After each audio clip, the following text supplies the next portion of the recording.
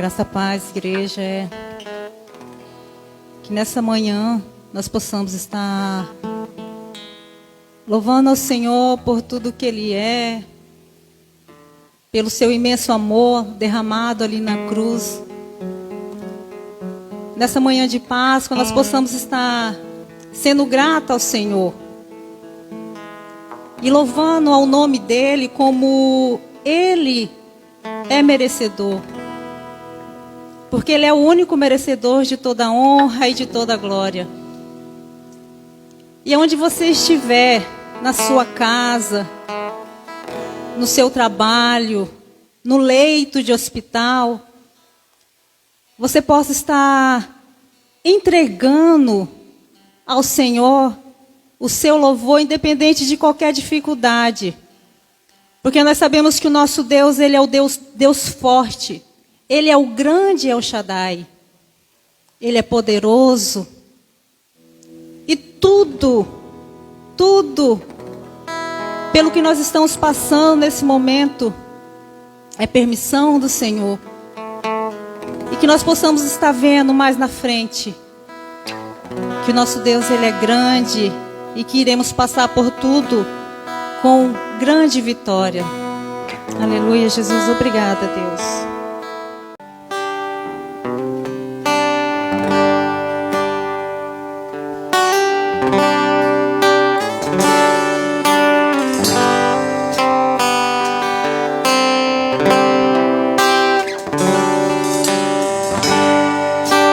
Sopra, Espírito de Deus, neste lugar, com teu poder e tua graça, venha avivar. Sopra, Espírito de Deus, neste lugar,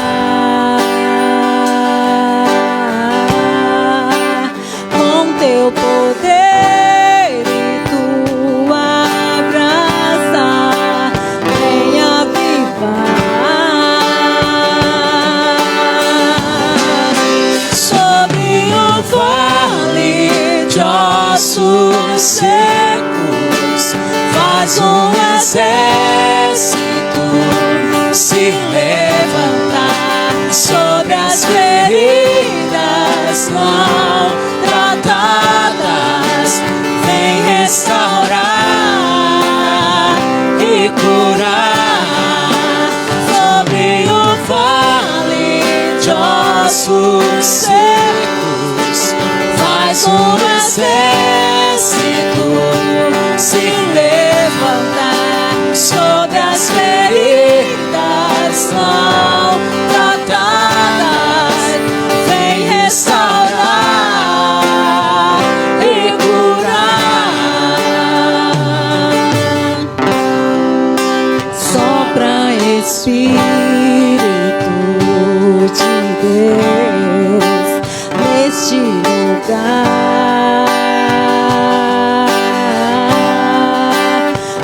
teu poder e tua graça, venha avivar. Sobre o vale de ossos secos, faz um exército se levantar sobre as feridas não tratadas. Vem restaurar e curar.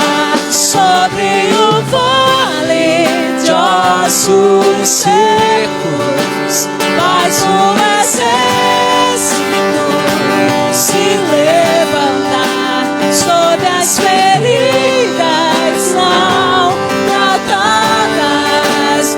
Vem restaurar e curar. Sobre os nossos corações, Senhor, sobre todas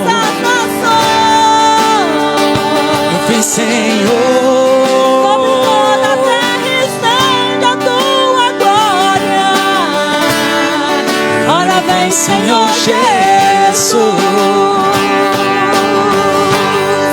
Sobre os nossos corações.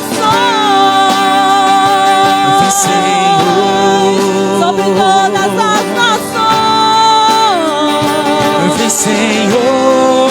Sobre toda a terra estenda a tua glória. Ora vem, Senhor Jesus. Ora vem, Senhor Jesus. Ora vem, Senhor Jesus. Ora vem, Senhor Jesus. Sobre o vale de ossos secos, faz um exército se levantar. Sobre as feridas não tratadas, vem restaurar e curar.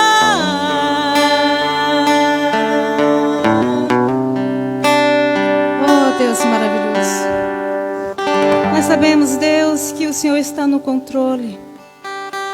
Por isso, Senhor, nós te louvamos e rendemos glórias ao teu nome, Jesus.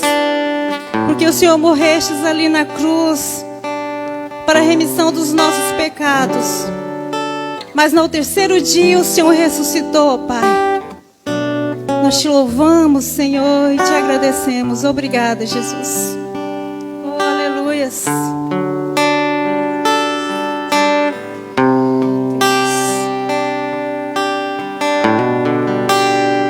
Obrigada, Senhor. Te damos graças ao Pai. Aleluias. Graças eu te dou, Pai, pelo preço que pagou, sacrifício de amor que me comprou, ungido do Senhor, pelos cravos em tuas mãos. Graças eu te dou, ó meu Senhor. Lavou minha mente e coração,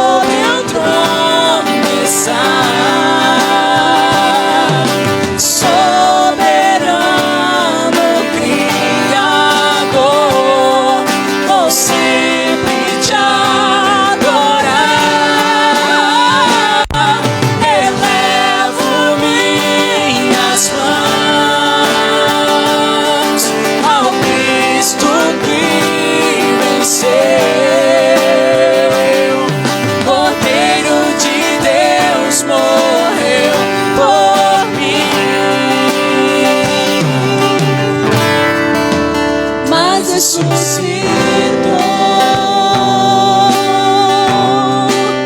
Digno é o Senhor, mas ressuscitou.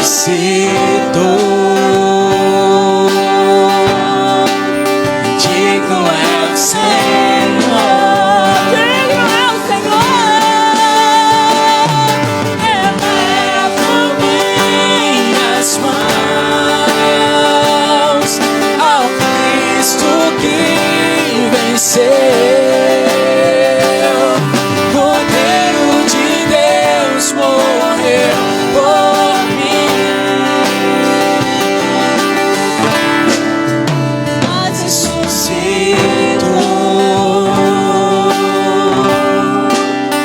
Digno é o Senhor.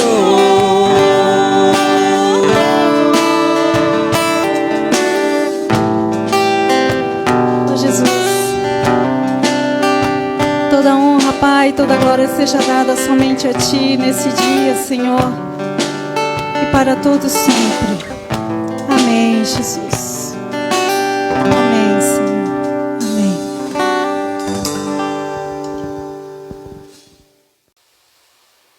Louvado seja o Senhor, né? Digno é o Senhor, soberano Criador, e é assim que para sempre vamos adorá-lo. Ao menos o cântico fala sobre isso e nos faz pensar sobre essa afirmação. Digno, soberano, Criador, merecedor de adoração. Eu quero orar com você antes de entrarmos no texto. Hoje um dia especial. Eu quero que você compreenda desde esse primeiro momento o seguinte: quando eu digo especial, é porque poucas coisas são instituídas, não é? De forma tão revelada para a humanidade como esse dia de hoje. Esse dia de hoje faz parte do calendário terreno, mas ele também faz parte do calendário de Deus, né? Deus instituiu a Páscoa. E isso faz toda a diferença. Deus não instituiu muitas datas comemorativas, porém a Páscoa é interessante que ela é conhecida mundialmente e foi uma data instituída por Deus. Assim sendo, nós estaremos orando e depois vamos falar mais a respeito desse Deus soberano, criador, merecedor de adoração. Amém? Junte-se comigo em oração, feche os teus olhos, vamos orar. Conversar com Deus. Pai Santo, em nome de Jesus Cristo, Senhor, nos colocamos como igreja, ó Pai, em Tua presença. Te bendigo, te louvo, exalto o Teu nome poderoso. Te peço em nome de Jesus, nesse momento, que o Senhor nos dê, ó Pai, clareza da Tua palavra, que o Senhor, ó Pai, possa colocar as palavras certas, ó Pai, no pregador, na minha vida. Assim como o Senhor falou comigo, fala com o Teu povo, eu te peço em nome de Jesus, Pai, pois temos sede e fome do Senhor, sede e fome, ó Pai, da Tua palavra, ó Deus, do Teu ensino, ó Pai, do Teu amor, das Tuas exortações, do Teu cuidado, queremos mais. É nesses dias, ó Pai, que o Senhor seja bendito, glorificado e exaltado. Nós oramos assim, pedindo a Tua bênção, ó Deus, sobre cada pessoa que participa desse culto. Cada, ó Deus, criança, adolescente, jovem, adulto, cada família que nessa manhã, ó Deus, se dispõe a estar buscando a Tua face. Em nome de Jesus nós oramos. Oramos também, ó Pai, para que o Teu Espírito Santo, que está em todos os lugares, possa, ó Deus, de uma forma especial, abençoar aqueles que estão aflitos nessa manhã, aqueles que precisam de um milagre. Nós oramos, ó Pai, assim, no nome de Jesus, esperando o testemunho da Tua glória, através dessas pessoas que receberem, ó Pai, esse milagre, essa presença especial do Senhor. Em nome de Jesus, amém. Amém, glória a Deus. Queridos, uma notícia chamou minha atenção ontem, quando eu vi uma cientista falando, indagando em cima de uma pergunta feita por Albert Einstein, né, na época em que ele esteve nesta terra que nós conhecemos, e ele, muito cético quanto à questão do Senhor Deus como Criador, ele fez a seguinte pergunta em meio a uma sala de sábios da terra. Ele fez a seguinte questão: se Deus é Criador, soberano, então Ele criou a física, a química, as leis da matemática, todas as leis. Assim sendo, Ele deve se submeter às suas leis. E se Ele se submete, como que Ele pode ser todo-poderoso? Se dá uma pandemia como a que estamos vivendo, Deus poderia quebrar as suas próprias leis e intervir, não é mesmo? Ainda de forma soberana sobre toda essa situação. E isso trouxe dúvida quanto à existência de um Deus soberano. Quando nós vamos para as Escrituras, nós entendemos sobre a soberania de Deus nesse sentido. E eu quero falar um pouco sobre isso, né? Teria Deus poder para intervir de forma sobrenatural, quebrando as suas próprias leis, não é? Para que tudo mudasse, um milagre viesse, a pandemia fosse contida, os remédios trouxessem solução, ou de da noite para o dia, o vírus ele simplesmente morresse, não achasse mais condições biológicas de se adaptar ao corpo humano e morresse de fome? Seria possível tudo isso? É sobre isso que a gente vai conversar nessa manhã, em cima do texto de Mateus, capítulo 26. Quero tentar responder, não é? Essa questão, segundo a Bíblia, ela vai responder. Eu quero tentar fazer com que você entenda segundo as palavras que eu vou te dizer. Espero que você entenda, porque a Bíblia é clara. Bom, quando nós vamos para a Bíblia, e só para não ficar nenhum resquício antes de entrarmos no texto, a Bíblia fala que Jesus Cristo andou sobre os mares. Será que Jesus estava quebrando alguma lei, da física, da química, da matemática? Com certeza. Não é natural a um ser humano andar sobre os mares. A Bíblia revela que Jesus multiplicou a massa, multiplicando pães, multiplicou nutrientes, multiplicou tudo. Pães e peixes, alimento completo, se assim podemos pensar, não é? Então ele quebrou leis ali? Logicamente que sim. A Bíblia diz no Antigo Testamento que Deus abriu o Mar Vermelho. A Bíblia diz que Deus fez fluir fontes no deserto. A Bíblia diz que Deus parou o sol para que Israel lutasse. Nós entendemos que na verdade a terra. Mas o que acontece aqui?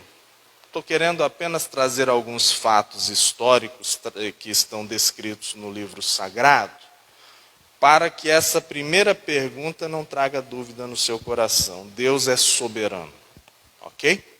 Ele é soberano e ele age e intervém na sua criação. Paulo fala sobre isso em suas epístolas, quando ele diz o seguinte: nós somos obra. O que é a obra? Para falar para o artista: olha, me desfaz, não estou gostando do que o Senhor fez. Como poderia a obra de arte falar com o obreiro, com o artista? Não tem como. Ele faz conforme a vontade dele. Isso é soberania.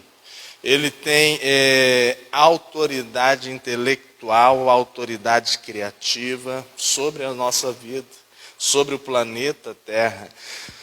A verdade sobre o céu, a terra e o inferno.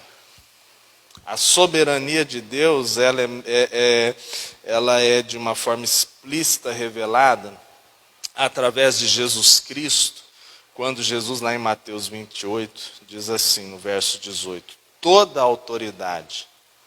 Quando diz toda a autoridade, isso engloba também todas as leis naturais e não naturais, todas as que o homem conhece e as que o homem, através da ciência, Deus permitiu conhecer, e aquelas que ele não conhece.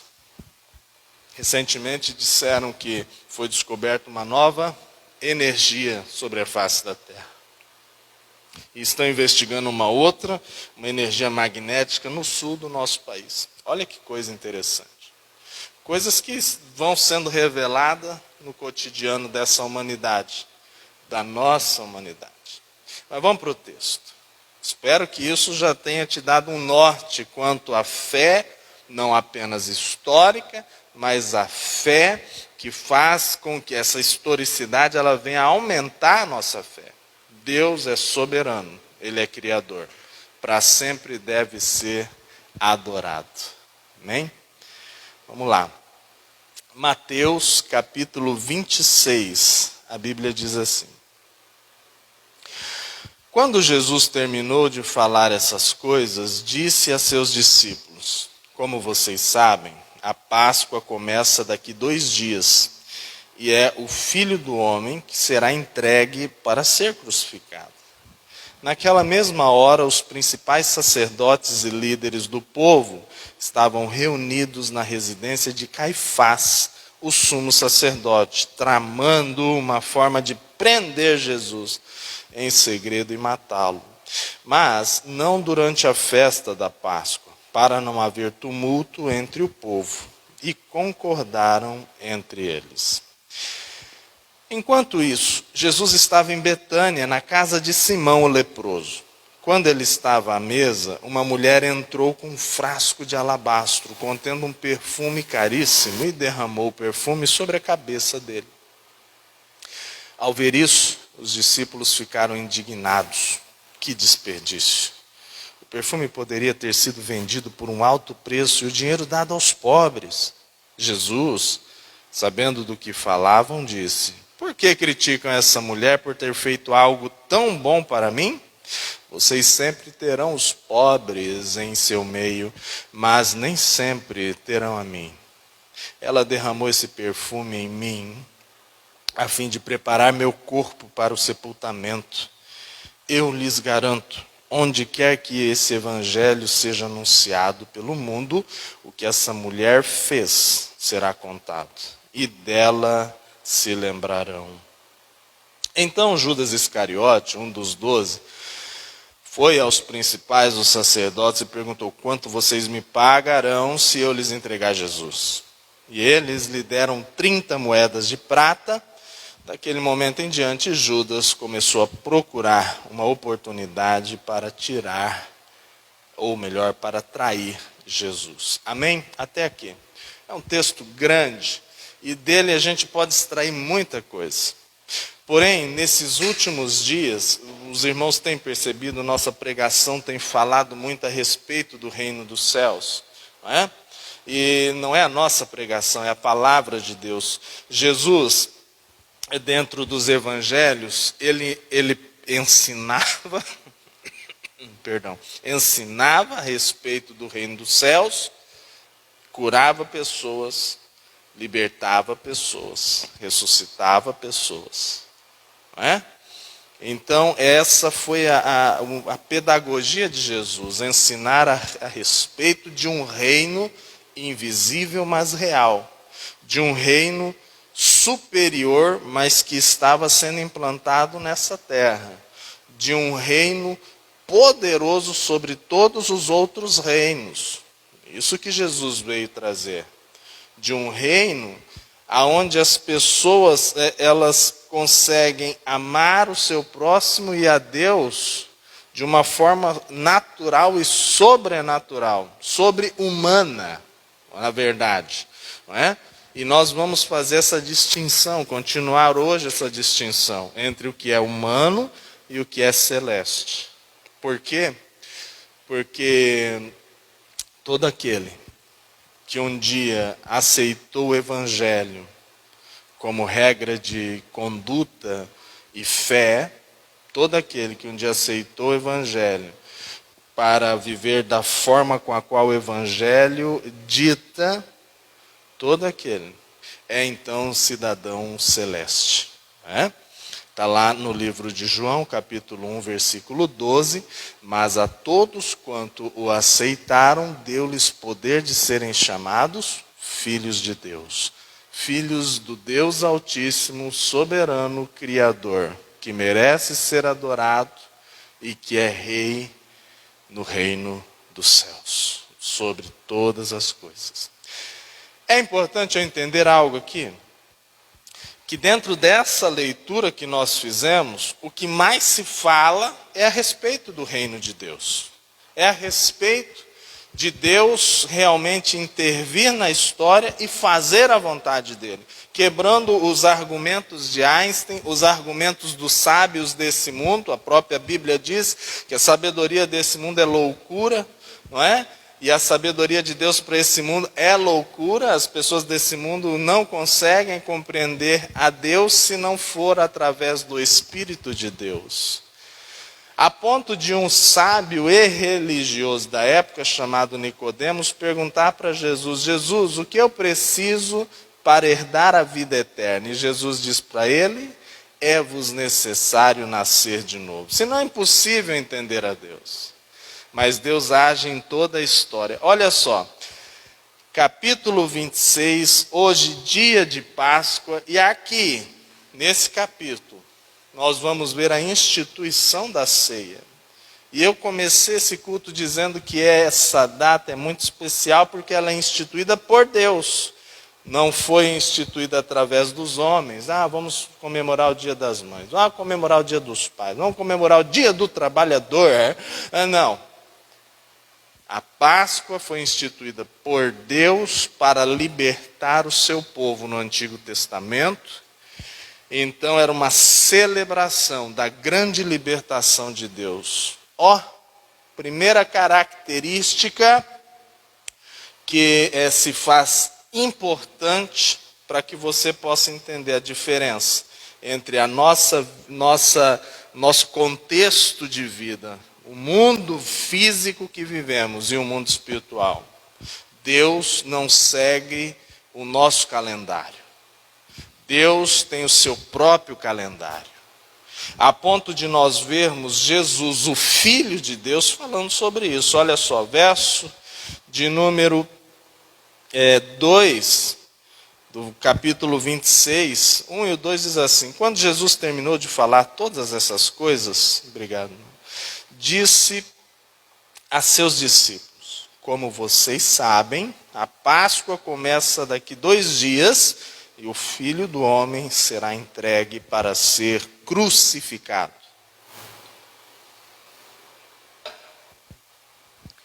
Jesus aqui, ele fala de algo natural e sobrenatural. Primeiro, ele diz assim: no calendário do céu foi estabelecida aqui na terra a Páscoa, o momento em que Deus, com mão poderosa e sobrenatural, livra um povo fadado à morte e à escravidão, a ser dizimado e destruído das mãos de Faraó. Deus livra esse povo com a mão poderosa. Isso se chamará Páscoa, o Pessach de Deus, quando a última praga vem sobre o Egito, e ela seria o quê? Matar todo primogênito da terra de Faraó, onde até mesmo o filho de Faraó, até mesmo a casa de Faraó não foi poupada. Você vê alguma semelhança a esse momento que a gente está passando? Todo lar que a gente vê, toda parentela, toda família sofreu uma baixa. Você percebe isso? Naquela época onde Deus, o Pessach, ou a Páscoa, significa saltar sobre. Então Deus envia essa peste da morte sobre o reino do Egito. E quando na casa de um israelita, de um judeu, havia nos umbrais da porta, na porta de entrada, nas janelas ali, o sangue de um cordeiro passado nos umbrais, na porta. Então o anjo da morte, ele saltava por cima daquela casa, daquela habitação e ia para a próxima. E na próxima, se não houvesse o sangue do cordeiro, ele então levava o primogênito, o filho ou a filha mais nova da casa. Você sabia disso? É um negócio muito sério. Todo primogênito do Egito foi morto, com exceção do povo de Israel, com exceção dos que dentro do povo de Israel obedeceram à ordem de Deus de comemorar a Páscoa e passar sangue nos umbrais da porta. Sabe, essa é a instituição da Páscoa. E o interessante é que na casa dos israelitas deveria ter celebração e festa, enquanto na casa dos egípcios aflição e morte. É a instituição da Páscoa. Comam depressa, chamem seus vizinhos, façam uma celebração, porque hoje vocês serão libertos das mãos de Faraó. E aí então, os judeus vêm comemorando isso, né? Séculos e séculos. E aqui, depois de vários séculos, Jesus ele diz o seguinte, ele fala assim, olha só, como vocês sabem, a Páscoa começa daqui a 2 dias. Hoje comemoramos a Páscoa.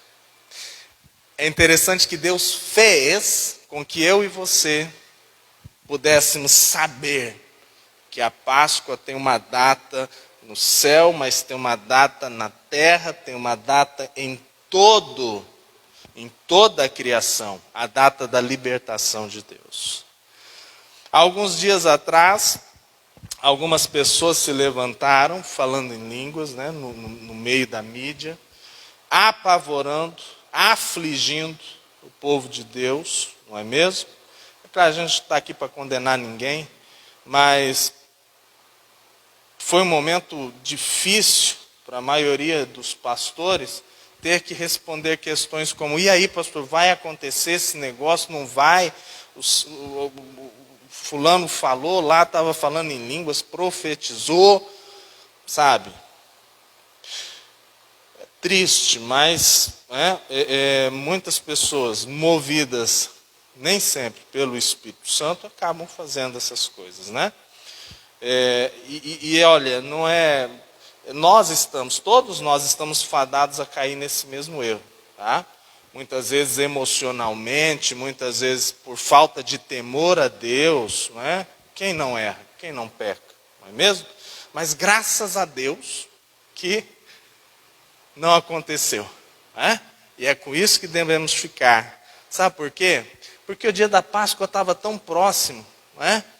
E as coisas vão parecendo que vão se afunilando. Então nós pensamos, mas no calendário de Deus é a Páscoa. De repente o anjo da morte vem. Mas e aí? E eu e você? A que reino nós pertencemos? Nós estamos falando aqui que Deus instituiu a Páscoa para nos libertar, não para nos matar. Jesus veio para dar a vida dele por amor a nós.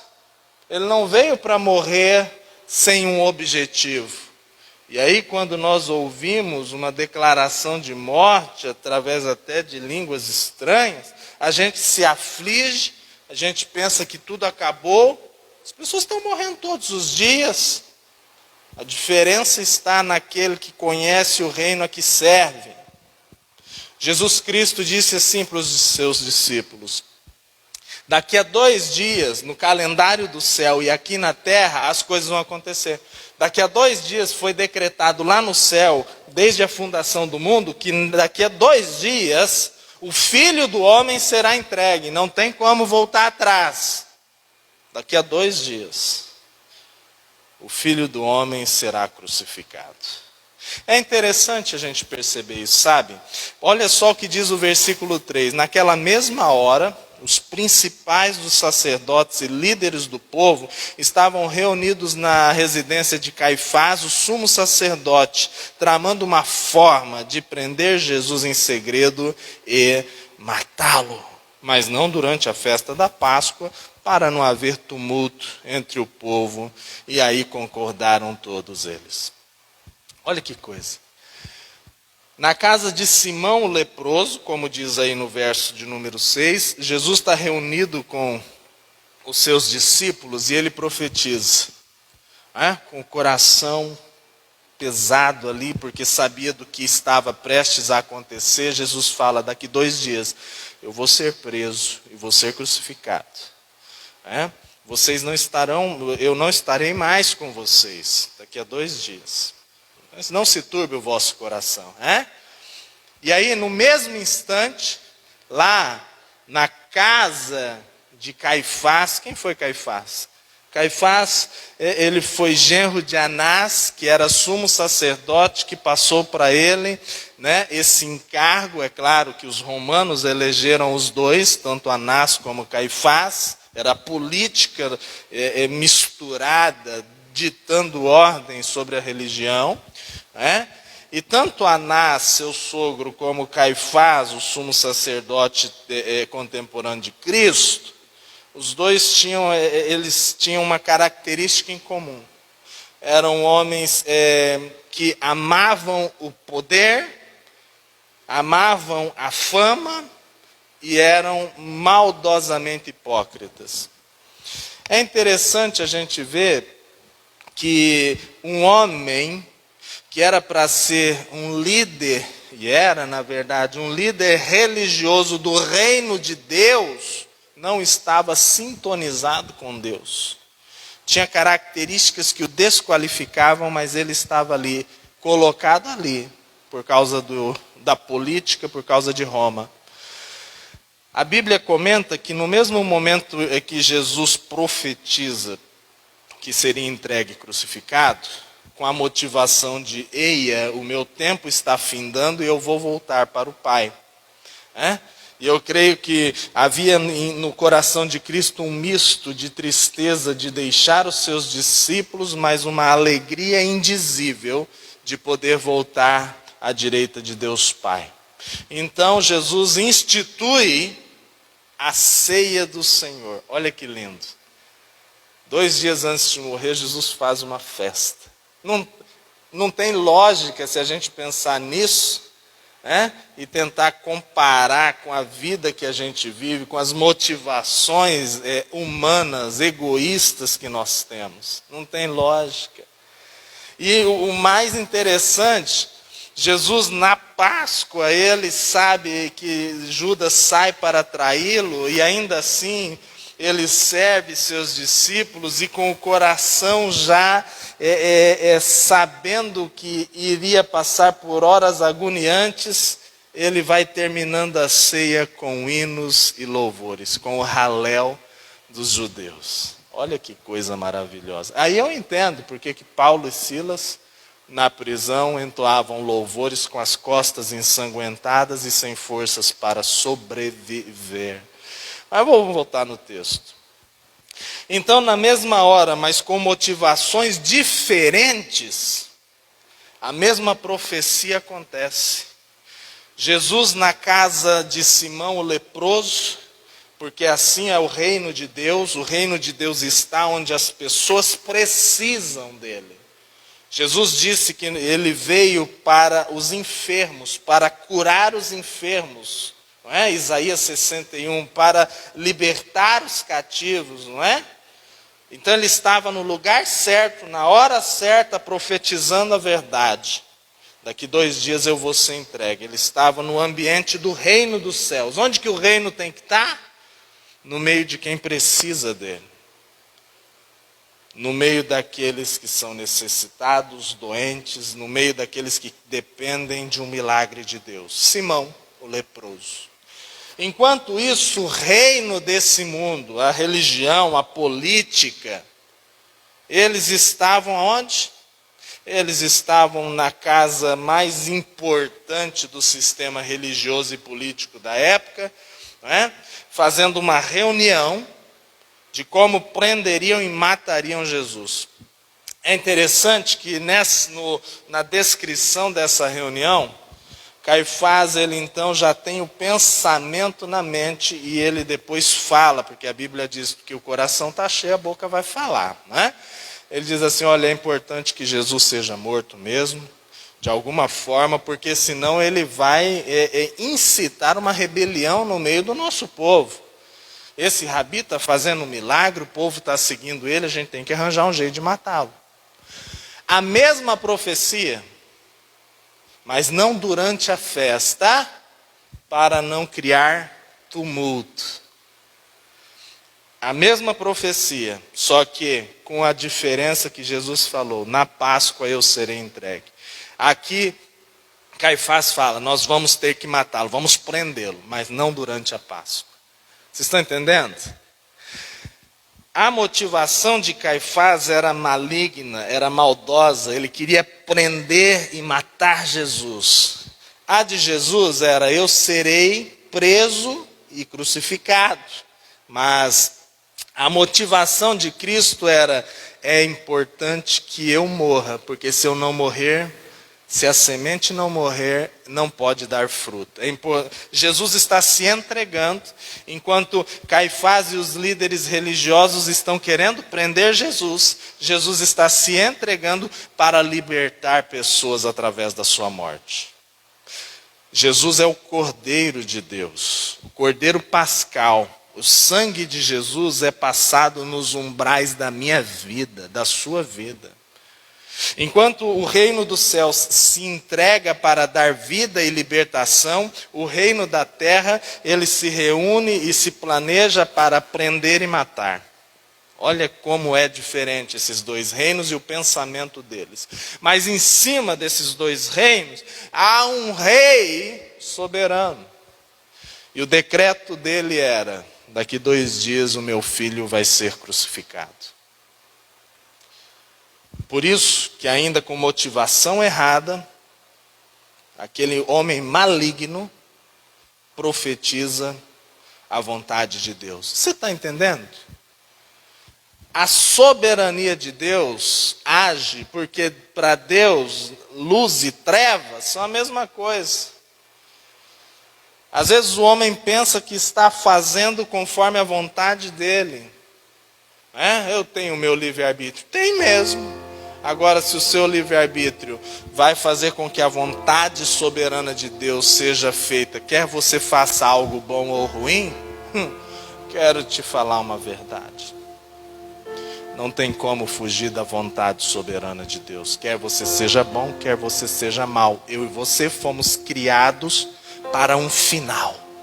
Ou eterno com Deus, ou eterno longe da presença de Deus.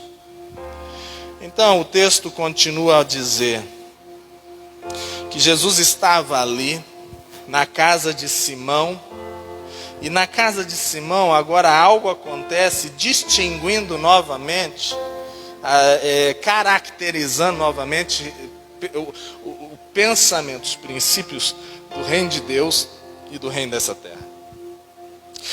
A Bíblia relata que eles estavam na casa de Simão quando à mesa, uma mulher se aproxima com um vaso de um perfume muito caro. E derramou esse perfume sobre a cabeça de Cristo. Ao ver isso, os discípulos, e é claro, em outro evangelho, acho que Lucas, se eu não me engano, a Bíblia relata que ela enxugava os pés de Cristo com os próprios cabelos. E derramou, ela estava ungindo Jesus com aquele óleo de alabastro. É interessante perceber aqui que os discípulos, gente, nós estamos falando de quem andou com Jesus vendo milagres, mas eles influenciados pelo coração perverso, pelo coração voltado ao dinheiro mesquinho de Judas. A Bíblia relata que alguns discípulos, eles fizeram o quê? Ficaram indignados e disseram consigo mesmo, que desperdício. Poderia ter sido vendido por alto preço e dado aos pobres. Jesus, sabendo do que falavam, disse: por que criticam essa mulher por ter feito algo tão bom para mim? Eu tenho uma pergunta para você. A gente está vendo aqui Jesus, representante do reino dos céus, falando com aqueles que ele ensinou por 3 anos e meio. Ele está olhando para aqueles homens e pensando provavelmente no coração dele: poxa, caminharam comigo durante todo esse ministério. Poxa, quantas coisas inefáveis eles viram e eu ensinei para eles. Poxa, não era momento, agora no fim da minha carreira aqui no meu ministério terreno, não era momento de eu ter um feedback tão ruim, não é? Eles poderiam ter amadurecido mais. Então, não é? Eles criticam o valor que estava sendo entregue a Deus. Ela entregou algo de grande valor a Deus. E o Filho de Deus diz: olha, ela está fazendo algo bom para mim. Por que vocês a criticam? Isso traz ao meu e ao seu coração, ou pelo menos deve trazer aos nossos corações, qual o valor, preste atenção, do que eu tenho feito para Deus. Há algum tempo atrás, há exatamente 8 anos atrás, nós tínhamos um pastor que eu não acompanhava, mas eu via a influência que ele tinha no meio da nossa juventude. O pastor Licinho Monteiro. E o slogan dele na mídia, nas mídias sociais, através dos livros, era "Loucos por Jesus". Eu admirava, mas nunca fui muito de me deixar levar, dependendo dos influenciadores. Mas eu achava algo maravilhoso naquela época em que ele foi uma estrela na mídia gospel, né? O que ele pensava, o que ele pregava no sentido dessa palavra aqui. Dessa palavra. Da palavra da mulher que derramou algo valioso. Ela fez uma loucura perante os olhos do mundo, perante aquelas pessoas que estavam ao redor. O que ela fez não era sensato, não era aceitável para o ambiente de pobreza, de miséria, o ambiente de necessidade em que ela estava. E assim sendo, as pessoas do reino do mundo não compreendem as coisas de Deus. Qual foi a última vez que você realmente deu algo de valor para honrar Jesus Cristo? Ei, qual foi a última vez que você derramou sobre Jesus algo de valor? E quando eu digo algo de valor, o valor no reino do céu é diferente do reino da terra. O que ela estava derramando sobre Jesus significava muito mais do que um óleo precioso. Significava muito mais do que dinheiro, do que finanças. Significava honra, fidelidade, até mesmo no momento em que ele seria entregue, o seu mestre. O que ela estava derramando era amor pela pessoa do seu mestre Jesus. Era isso que ela estava derramando, algo de valor. Mas não o valor que os discípulos deram, em números, mas o valor que o reino dos céus dá, em honra, fidelidade e amor. É interessante que os discípulos, contaminados por esse pensamento, e muitas vezes, nós falamos assim: não, mas Judas tinha problema com dinheiro. O problema de Judas não era só dinheiro, não. Ei, presta atenção, não condenemos Judas apenas por esse erro, e nem deveríamos condená-lo, ele já o fez por si próprio. Assim como toda a humanidade, a Bíblia diz, Jesus lá em João capítulo 3, no verso 18 em diante, diz assim: mas todo aquele que não o aceitarem, não aceitarem o sacrifício de Jesus, já estão condenados. Essa é a verdade do Evangelho. Deus enviou seu Filho para que todo aquele que crê nele não morra, mas tenha vida eterna. Aquele que não crê já está condenado. O mundo jaz em trevas, Jesus veio como luz. Aqueles que são trevas, querem continuar nas trevas, ficam longe de Cristo, já estão condenados. Estão debaixo do governo espiritual do mal. Então, Judas, muitas vezes a gente fala que ele era avarento, mesquinho, pensava em dinheiro, mas na verdade não.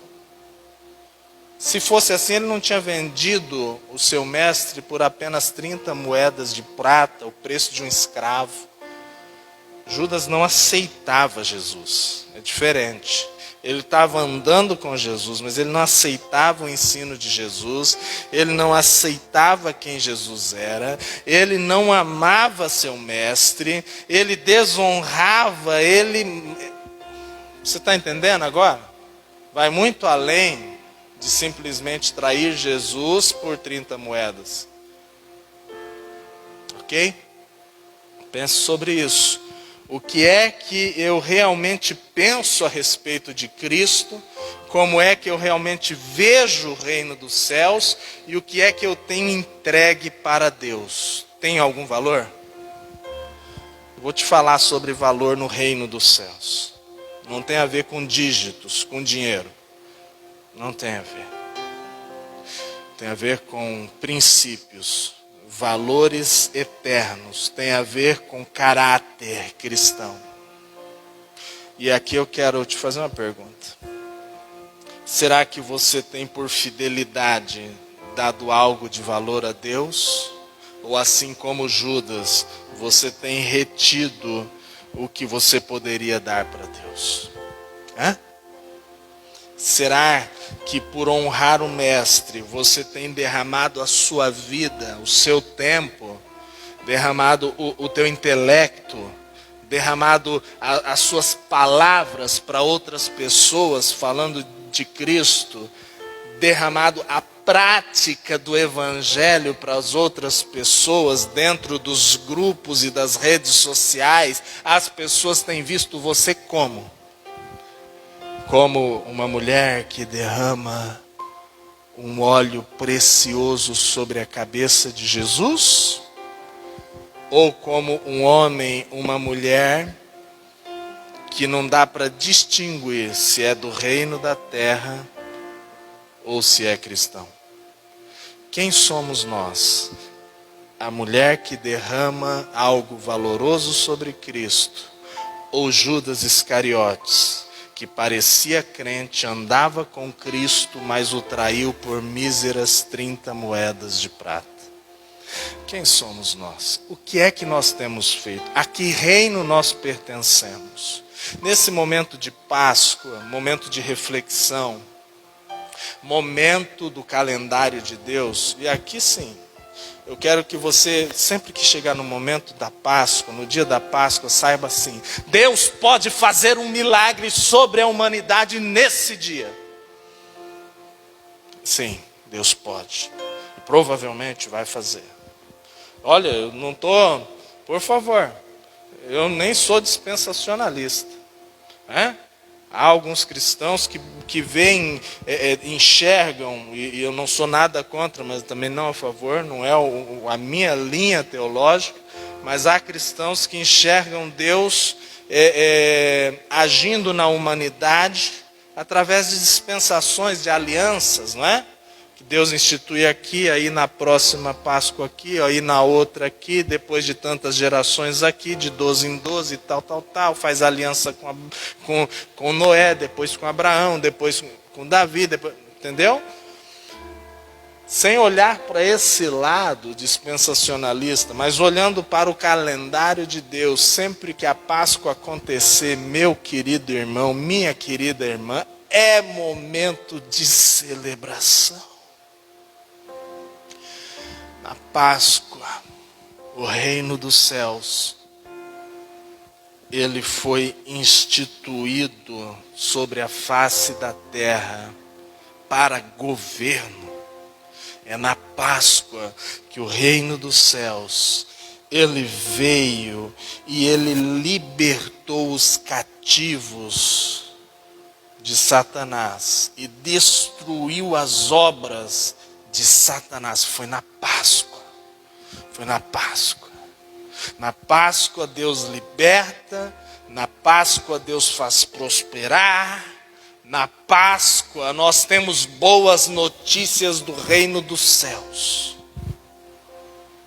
Que nessa Páscoa, você e eu tenhamos a motivação do reino dos céus, não do reino da terra, não dos fariseus, não dos líderes religiosos, não dos falsos discípulos, mas do reino dos céus, dos verdadeiros discípulos, daqueles que derramam algo de valor sobre a pessoa de Jesus Cristo. Que hoje, que comemoramos a Páscoa, você possa derramar algo de valor sobre o nome que é sobre todo nome. Que hoje você faça algo de valor para Cristo. Divulgue este culto para seus familiares, para todos os teus contatos. Não, mas fulano não. Não, faça uma loucura para Jesus, como dizia o nosso querido pastor Licínio. Faça algo diferente, faça algo arrombador pelo reino dos céus. Faça algo de valor para Cristo. É interessante o que Jesus fala quando ele responde à motivação errada do coração dos seus discípulos. Ele diz assim: vocês estão criticando essa mulher porque foi ela ter feito algo tão bom para mim. Ei, nós esperamos muito de Cristo. O que nós temos feito de bom para Cristo? Olhe para a pessoa que está do seu lado, que está assistindo esse vídeo com você. Olhe bem no fundo dos olhos dela e diga assim: o que é que você tem feito de bom para Jesus? Olhe para ela, faça essa pergunta com a voz do Espírito Santo, com os olhos de chamas de fogo. Olhe para ela e fale o que é que você tem feito, o que você tem derramado de valor por Cristo Jesus.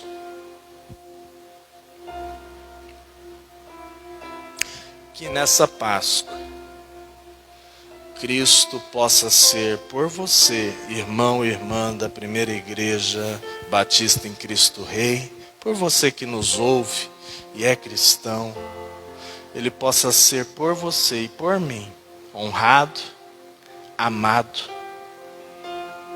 e respeitado.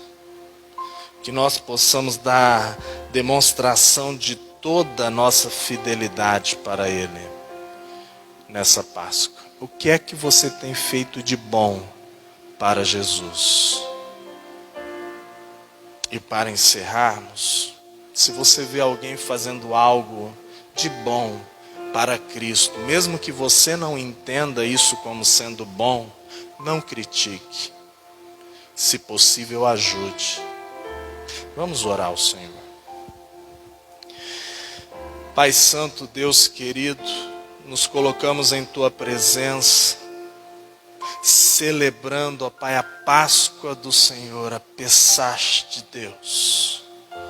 Nós já tivemos um momento, ó Pai, dos louvores, da Halel do Senhor.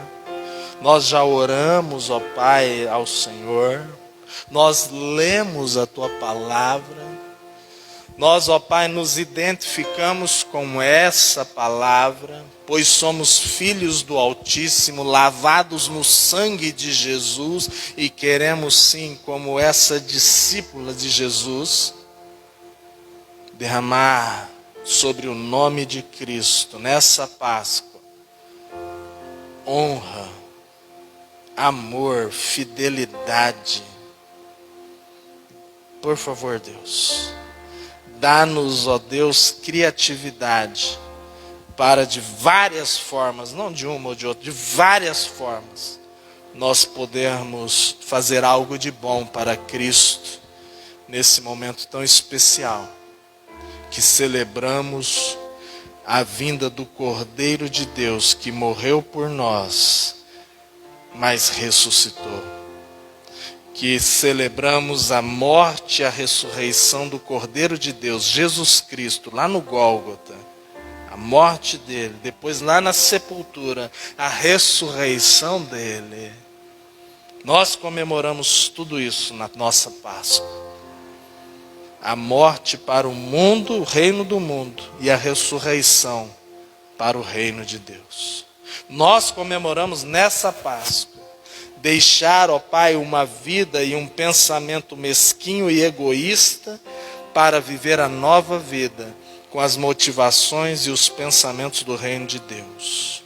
Nós comemoramos o que Jesus fala através de Paulo: pensai nas coisas que são do alto, falai entre vós com salmos, hinos, cânticos espirituais, salmodiando ao Senhor. Suportai uns aos outros em amor. Sejam misericordiosos, perdoadores. Nós queremos os valores do reino. Nós abrimos mão, ó Pai, dos valores do mundo. E nós queremos mais do Senhor. Que nessa Páscoa possamos estar fazendo uma aliança com o Senhor, uma aliança de santidade. Possamos estar fazendo, ó Pai, uma aliança contigo, uma aliança de fidelidade. Não sei qual aliança o Senhor vai colocar no coração do teu filho, da tua filha que nos assiste, ó Pai, nesse momento. Mas coloca uma aliança aí, Senhor. Coloca uma aliança cujo valor, ó Pai, possa exceder, ó Deus, os valores desse mundo. Coloca uma aliança aí, cujo valor seja tão lindo quanto o óleo derramado sobre Jesus.